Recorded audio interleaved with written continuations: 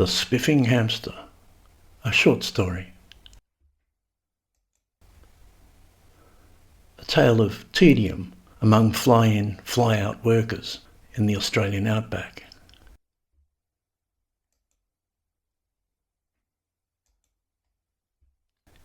If gold sends you longitudinal, an iron mine in the grey fits of winter hammers shut the bored little corners of your soul. The stilted yellow box, crippled with sodium, haunt the long gullies like gallows.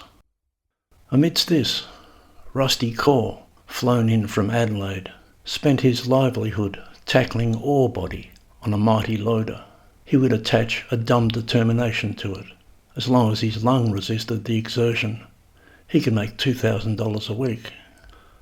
The town itself, Nibbler's Lint, not to be confused with Nibbler's Lint, the opal haven, just south of the Queensland border, was submerged in a red cloud. Canary yellow trucks, as big as small buildings, were bloody with corrosion and thudded down the good road with steady and ferric monotony. There was the post office, the mine office, the housing office, the shire office, the police station and lock-up, the public toilet, and the Nibbler's Lint Hotel. Stuffed with quick cash, Rusty tried to find some honest preoccupation at the bar. All he found was a dart game doing fivers. I'm going to go mad living here, he thought, admitting the forthcoming 6-week stint. By disposition, he was restless.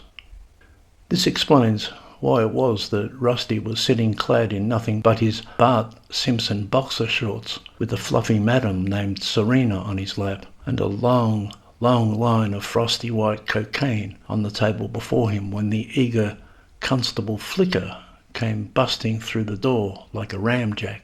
"Nobody move," yelled Flicker, brandishing his pistol.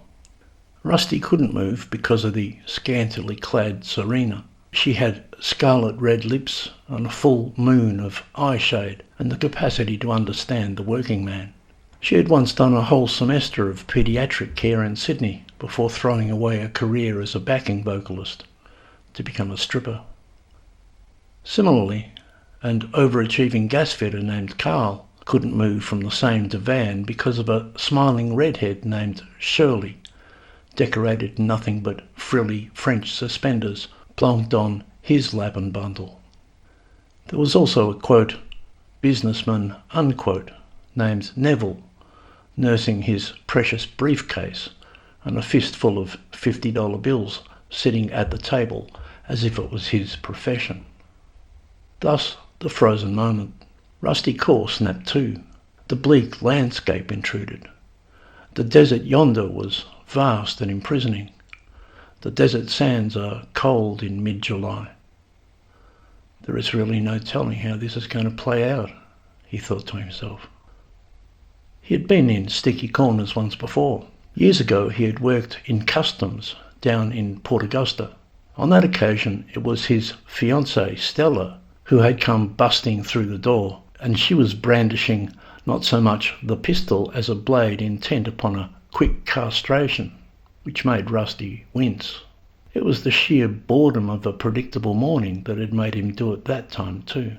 When Stella burst in, as murderous as a banshee, there was a big chunk of Rusty that sighed with relief and said, "At last, something happened."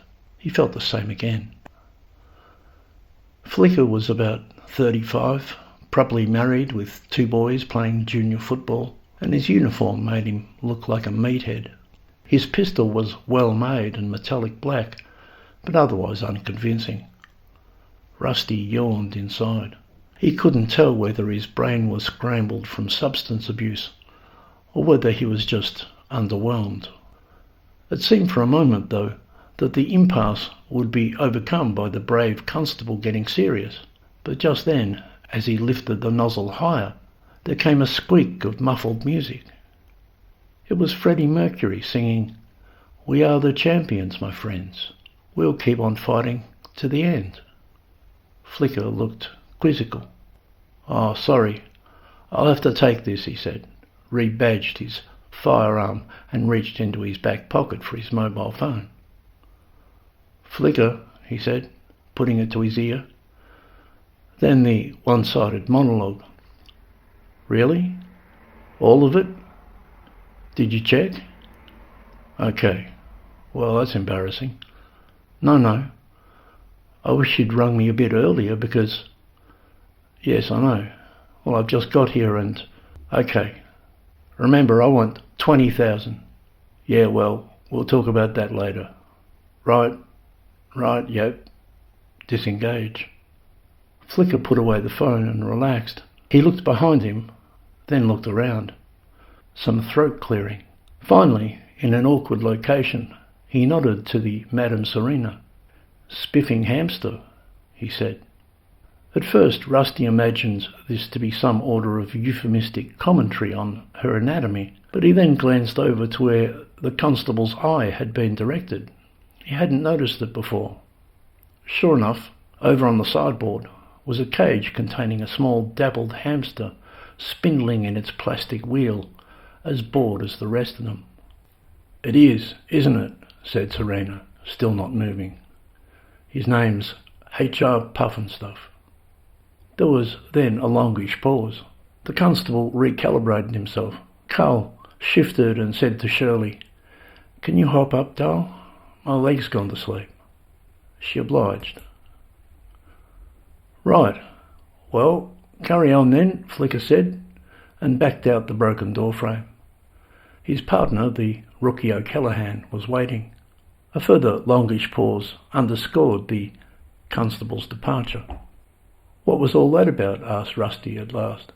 Neville seemed entirely unperturbed. He was a happy man as long as no one touched his briefcase. Serena sniffed, leant over, and raked a hillock of white candy with a razor blade. Now that it had been pointed out to him, Rusty couldn't help but notice the tireless Puffenstuff still trundling on.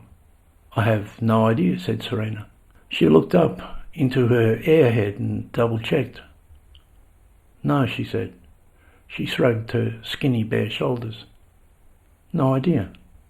Even better, thought Rusty Core. A mystery. Nothing could overcome the sedentary monotony of the wide red plains and the seams of hematite bleeding into the surface, like a mystery.